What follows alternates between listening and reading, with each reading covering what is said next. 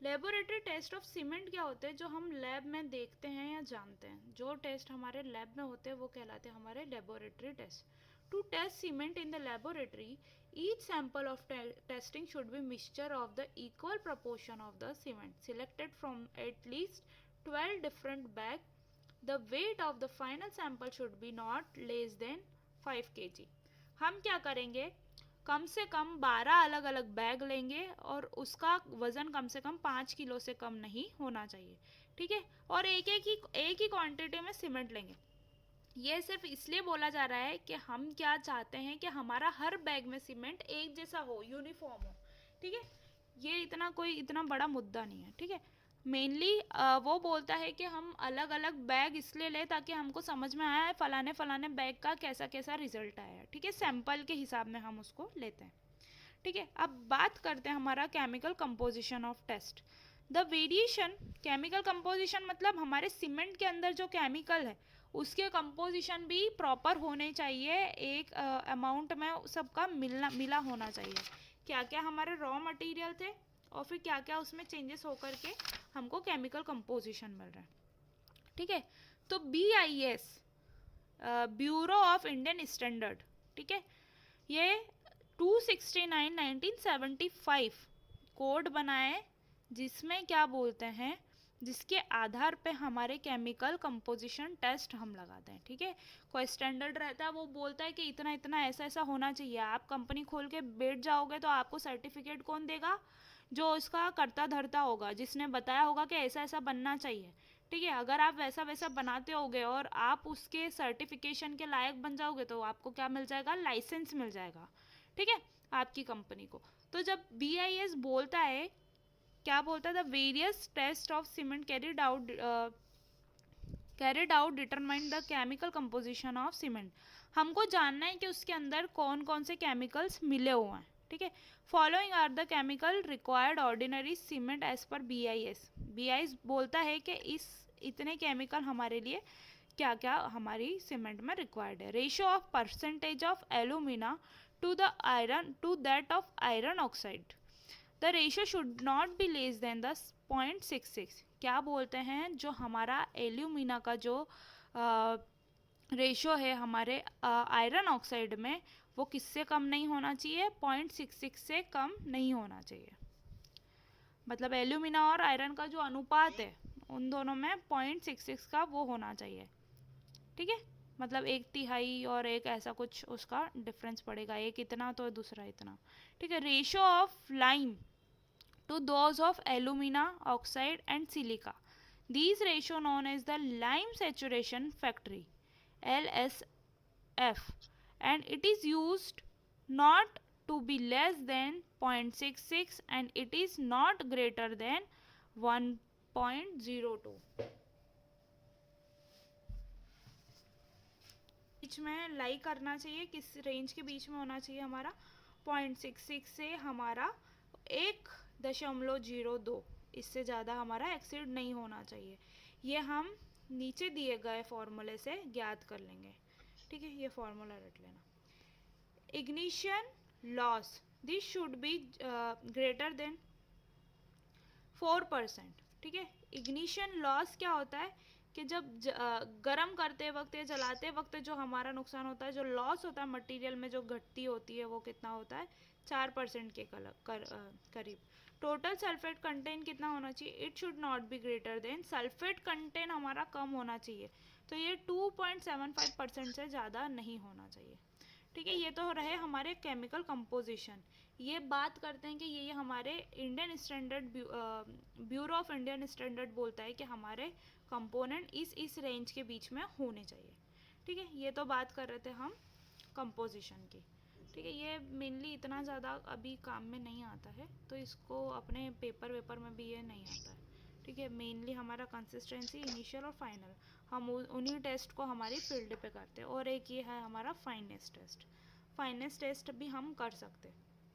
Finance test मतलब वही छन्नी से छानेंगे और कितना छन गया, मतलब कितना बारीक होना चाहिए और कितना उसमें वेस्ट निकला, उसको देख लेंगे कि कितना % हमारा वेस्ट निकल रहा है, मतलब उसकी फाइननेस में कमी है. ठीक है, अगर पूरा का पूरा छन्नी से छन गया तो क्या हो गया, वो सीमेंट हमारा पूरा 100% फाइन है, ठीक है, जरा सा भी 5% का भी नहीं बचता है। तो it is carried out to check proper grinding of cement, मतलब ठीक तरह से पूरा हमारा ग्राइंड हुआ है कि नहीं हुआ है, ये हम इसमें किस में चेक करते हैं, फाइनेस टेस्ट में। The fineness of cement particle may be determine either by the sieve test or by permeability test. हम दो टेस्ट से हमारा क्या निकाल सकते हैं, हमारा फाइनेस ऑफ सीमेंट निकाल सकते हैं कि हमारा मटेरियल कितना फाइन है, ठीक है, या तो हम सीव टेस्ट से, जो छन्नी वाला टेस्ट होता है उससे, या फिर परमिएबिलिटी एपरेटस से। परमिएबिलिटी का एपरेटस जो होता है वो, मगर यूजुअली कॉमनली हमारे पास सीव जो होती है वो हर कॉलेज में अवेलेबल रहती ही है। हमारे कॉलेज में भी जो सीव है उसके हिसाब से हम टेस्ट करेंगे। In sieve test the cement of weight 100 gram हम तोल करेंगे और 100 ग्राम सीमेंट को तोल करके अपने पास ले लेंगे।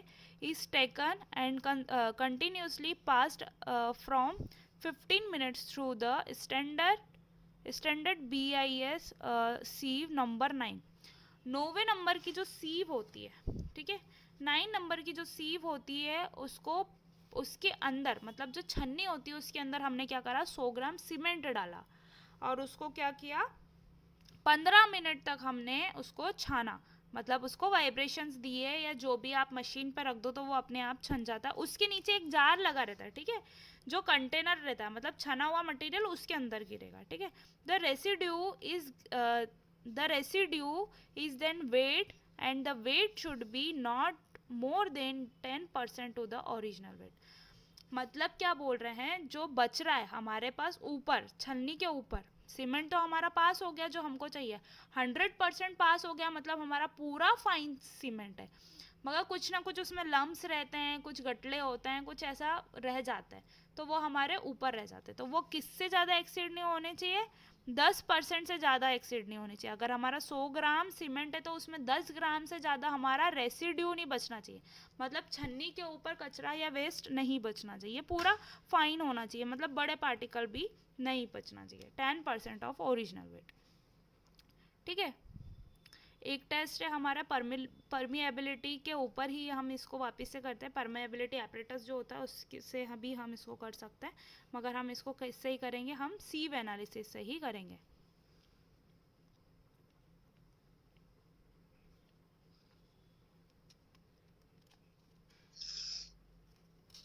क्या होता है इसमें, जो परमिएबिलिटी एपरेटस जो हमारा होता है उसमें हम क्या करते हैं कि जो specific surface area of cement होता है, मतलब जब हम सीमेंट के पार्टिकल को पूरा मिलाएंगे तो जो एरिया कवर करना चाहिए, मतलब जितने छोटे पार्टिकल उतना ज़्यादा फैलेगा, है ना।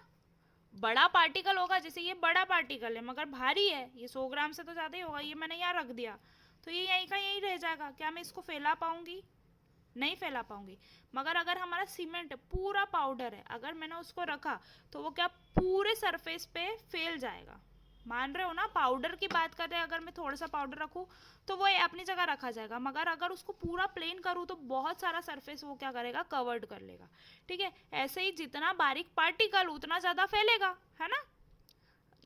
अगर मैं बात करते हो गेहूं के दाने की, तो वो क्या फैलेंगे, क्या नहीं फैलेंगे, जितना उसकी जगह होगी, जितना उसका एरिया होगा तभी फैलेंगे। मगर हमारा अगर मैं मैदे या आटे की बात करूँगी तो ज़्यादा फैल जाएगा, है ना। क्या होता है, जब हम गेहूं को अपन अपने डब्बे में डालते पिसवाने के लिए देते हैं, तो जब गेहूं हमने डब्बे में दिया तब तक वो उसके अंदर मा जाता है ना, मगर जब पिसवा के लाते हैं उतने ही वजन का, तो वो क्या होता है, अपना वॉल्यूम अप हो जाता है। देखा है, सबने नोटिस करा है, डब्बा पिसाया घर का, यस मैम, है ना, तो क्या होता है, उसका वॉल्यूम अप हो जाता, तो मम्मी क्या करती, थोड़ा डब्बा खाली रखती ताकि पीसने के बाद ऐसा नहीं हो कि डब्बे के बाहर हो जाए वो, ठीक है। क्योंकि क्या होता है, जैसा फाइन मटेरियल होता है तो वैसा उसका वॉल्यूम भी बढ़ जाता है और वैसा उसका सरफेस भी बढ़ जाता है। तो हम क्या करते हैं, permeability apparatus specific surface area of the cement particle is calculated. जो सीमेंट के पार्टिकल का स्पेसिफिक सरफेस एरिया, मतलब फैलने के बाद कितना जगह वो कवर करता है सीमेंट, वो हम कैलकुलेट कर लेते हैं।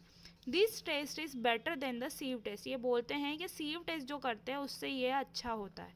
It gives the ideal uniformity of finance. ये क्या करता है, एक आदर्श जो एक जैसा फाइननेस है वो निकाल के हमको देता है। The specific surface of cement should not be less then 2250 centimetre square पर ग्राम। क्या बोल रहे, अगर मैं 1 ग्राम सीमेंट लूंगी तो इसका जो फैलाऊंगी मैं सरफेस एरिया रहेगा वो कितना होना चाहिए, 2250 सेंटीमीटर स्क्वायर।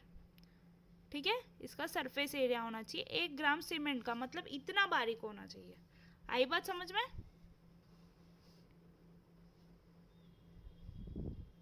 आई कि नहीं आई? आ गई मैडम।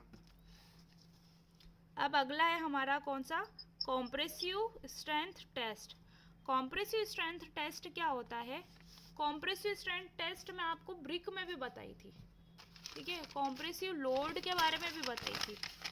क्या होता है, ये अगर हमारा कोई सा एक क्यूब है, ठीक है, दोनों साइड से लोड रख रही हूँ, इसके ऊपर भी बहुत सारा वजन डाल रही हूँ, इधर से भी और इधर से भी वजन डाल रही हूँ मैं, ठीक है, दोनों साइड से मैं इसको कॉम्प्रेस कर रही हूँ। जैसे इसकी बात करें, दोनों साइड से मैं इसको कॉम्प्रेस कर रही हूँ तो वो होता है कॉम्प्रेसिव फोर्स। तो हम सीमेंट कितना कॉम्प्रेशन झेल सकती है वो हम इसका सीमेंट पे टेस्ट निकालते हैं। It is carried out to determine the compressive strength. ये क्यों निकालते हैं हम, कि जाने के इसकी कॉम्प्रेसिव फोर्स के अगेंस्ट कितनी ताकत इसके अंदर समाया हुआ है।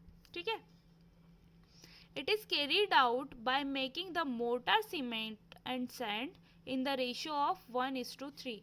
हम क्या करते हैं, एक मोर्टार बनाते हैं।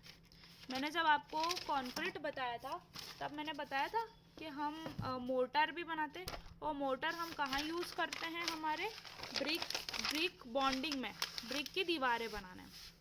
ठीक है, मोर्टार क्या होता है, ये दो चीज़ का मिक्सचर होता है सिर्फ, एक सीमेंट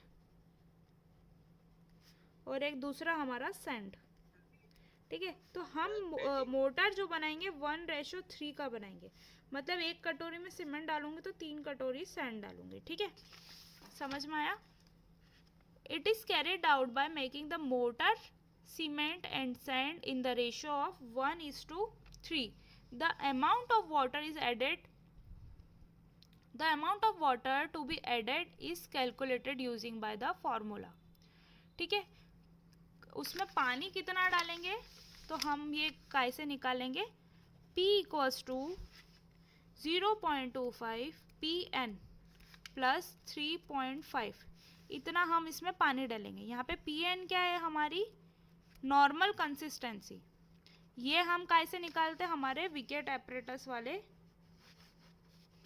उससे पीएन नॉर्मल कंसिस्टेंसी निकालेंगे, चाहे 30% आए, चाहे 35% आए, चाहे जितनी भी आए, फिर उस वैल्यू को हम पीएन में पुट कर देंगे, फिर हम निकालेंगे हमारा पी, मतलब पानी कितना उसमें डालना है। हमारे किस में पानी डालेंगे, सैंड और सीमेंट में। ठीक है, पानी भी नाप तोल कर डालेंगे। तो सीमेंट सैंड एंड वाटर तीनों के मिक्सचर को हमको अच्छे से मिक्स करना है और एक पेस्ट बनाना है एक जैसा। मतलब ऐसा नहीं होना चाहिए कि हमारा पेस्ट कहीं से सूखा है, कहीं से लम्प है, मतलब एक जैसा हमको घोल बनाना है तीनों का। From this paste cube of 7.06 centimetre size are cast and keep it for 24 hours at the temperature of 27 ±2 degree centigrade. After 24 hours, the molds are removed and the cube are kept in submerged in the clear water till the time of setting. Cube are tested in compressive testing machine at the end 3 days and 7 days. For the OPC cement, compressive strength should not be less than 160 kg per centimeter cube after 3 days and should not be less than 220 kg per centimeter square after 7 days। समझ में आया क्या? समझ में आया? नहीं आया? Yes, ma'am. क्या समझ में आया सक्षम?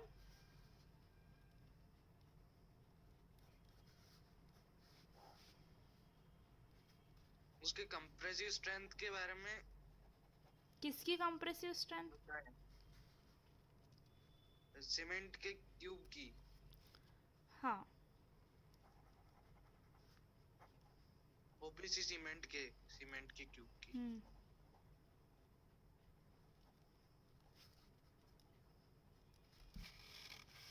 पहले तो बात कंप्रेसिव क्या होती है, बहुत सारे लोग पहली क्लास में नहीं आए थे। कॉम्प्रेसिव मतलब किसी भी चीज़ पे हम दोनों साइड से इक्वल एंड अपोजिट लोड लगाएंगे तो वो कॉम्प्रेसिव लोड होगा।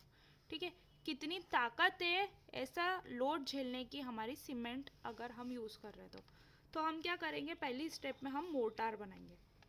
मोर्टार क्या होना चाहिए 1:3 का। अगर एक पार्ट मैंने सीमेंट का लिया है तो 3 पार्ट में सैंड का लूँगी। वैसे ही अगर एक तगारी लिया है, एक कटोरी लिया है, तो उसमें एक कटोरी अगर मैंने सीमेंट ली तो 3 कटोरी में क्या लूँगी, सैंड लूँगी।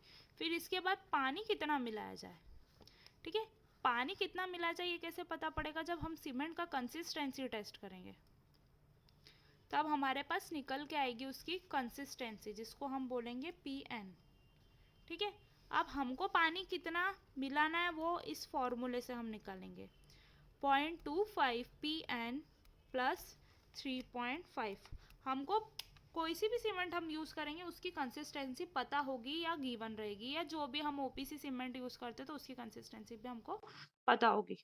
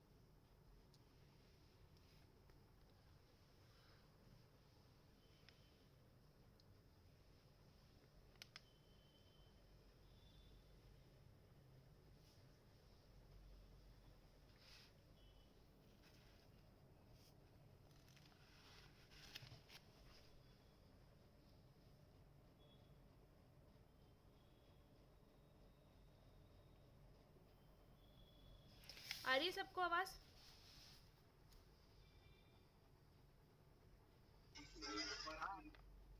आवाज़ आ रही है? हाँ मैडम। तो क्या करेंगे, हमारी जो कंसिस्टेंसी होगी हमको पता होगी, उसकी वैल्यू हम यहाँ पुट कर देंगे इस फॉर्मूला में, तो हमारे पास क्या आ जाएगा, इसको कैलकुलेट करने के बाद हमारे पास आ जाएगा P।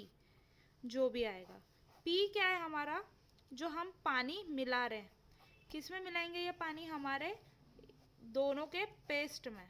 ठीक है, सीमेंट और सैंड के। जब हमने पानी मिला लिया, ठीक है, सीमेंट सैंड में पानी मिला लिया, ऐसे करनी या कच्ची जो भी रहती है उससे मिक्स करेंगे और कैसा पेस्ट बनाएंगे, एक यूनिफॉर्म एक जैसा हम पेस्ट इसको बनाएंगे। फिर उसके बाद क्या करेंगे बेटा, ऐसे मोल्ड रहता है। ठीक है, मतलब मोल्ड मतलब क्या है, एक ऐसी प्लेट रहती है, एक ऐसी प्लेट रहती है, एक ऐसी नीचे की प्लेट रहती है। ठीक है, और ऐसी एक ऊपर की भी प्लेट रहती है, या नहीं ये मुझे याद नहीं आ रहा, मगर ऐसी प्लेट रहती है हाँ, फाइन करने के लिए।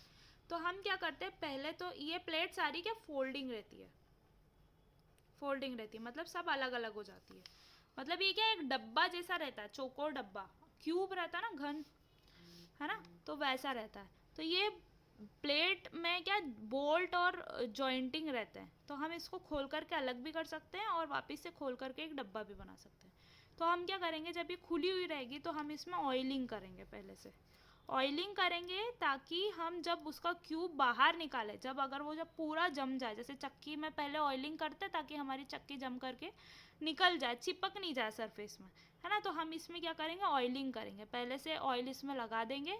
फिर इसका साइज का, कौन से साइज का हमारा मोल्ड रहता है, क्यूब का जो साइज बनेगा हमारा 7.06 सेंटीमीटर साइड, एक साइड का हमारा क्या रहता है, इसका डायमेंशन रहता है, मतलब सभी साइड एक जैसी होंगी, है ना। तो जो सरफेस आएगी, चलो ये बाद में बताती हूँ, ठीक है। फिर क्या करेंगे, हम इस पेस्ट को इसके अंदर फिल कर देंगे। समझ में आया इतना, इतना समझ में आया। फिर हम इसको 24 घंटे के लिए हाँ मैम। छोड़ देंगे। इसको फिर हम क्या करेंगे, 24 घंटे के लिए ऐसा पैक करके हम इसको भर दिया हमने पेस्ट, और 24 घंटे के लिए हमने इसको छोड़ दिया। मतलब हम इस बात का ध्यान रखेंगे कि टेम्परेचर क्या है। तो टेम्परेचर कितना हो सकता है, 27 degree plus minus 2 degree centigrade.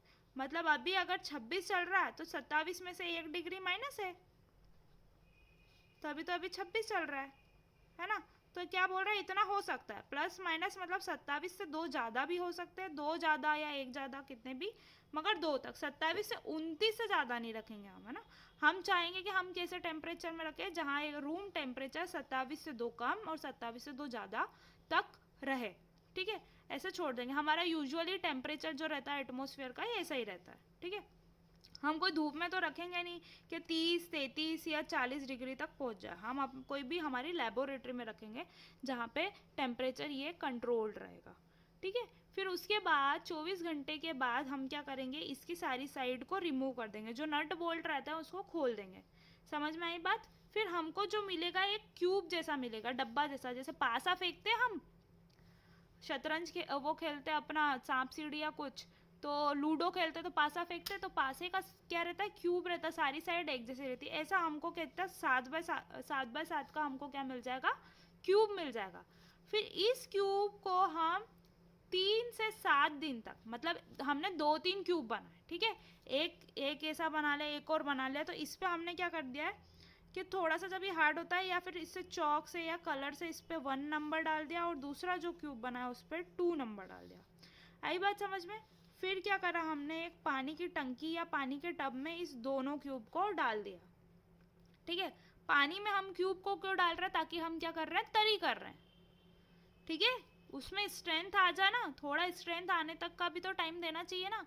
क्या बोला था मैंने, सीमेंट में स्ट्रेंथ कब आती है, सीमेंट का जब पेस्ट बनता है तो हीट ऑफ हाइड्रेशन निकलती है, उसको शांत करने के लिए हम क्यूरिंग करते हैं। तो हम क्या करेंगे, इस वाले जो हमारा जो पूल है या जो टब है उसमें, जिसमें हमने ये क्यूब्स डाले हैं, इसमें हम एक क्यूब को तो 3 दिन तक क्यूरिंग करेंगे, मतलब 3 दिन बाद इसको निकाल लेंगे। फिर एक क्यूब को 7वें दिन निकालेंगे, ठीक है। तीसरे दिन निकाल करके इसको क्या करा हमने, CTM मशीन, ठीक है, जिसमें कॉम्प्रेसिव लोड लगता है, जिसमें हमने ब्रिक को भी रख के तोड़ा था। तो हमने क्या करा, इस एक पहले नंबर वाले क्यूब को, जिसको 3 दिन में निकाला, उसको तोड़ा। तो उसकी स्ट्रेंथ जो आनी चाहिए वो कितना बोलता है कि 160 kg पर सेंटीमीटर स्क्वायर लोड ये झेल लेना चाहिए। मतलब अगर 1 सेंटीमीटर बाय 1 सेंटीमीटर का एक छोटा सा एरिया है, तो इस पे कितना लोड झेलने लायक होना चाहिए, ये 160 kg, ठीक है। सेंटीमीटर इतना होता है, मतलब ये इतना बड़ा,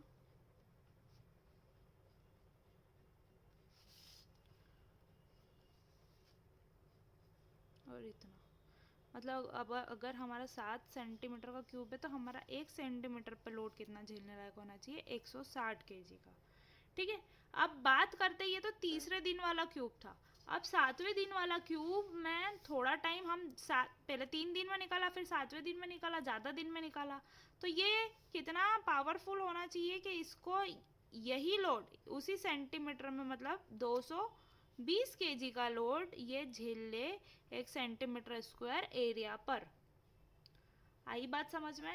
उदाहरण के लिए ये मेरा एक क्यूब है 7x7 का, मैं अगर इसको रख के कॉम्प्रेसिव लोड लगाऊंगी तो ये कितना, 3 दिन में तो हमारे 160 kg, अगर 1 सेंटीमीटर बाय 1 सेंटीमीटर का एरिया बनाऊं तो तो ऐसा एरिया हमारा बहुत बड़ा है क्योंकि 7x7 का क्यूब है देखा जाए तो, है ना। 7x7 के क्यूब के अकॉर्डिंग हमारा लोड क्या हो जाएगा, मल्टीप्लायर हो जाएगा।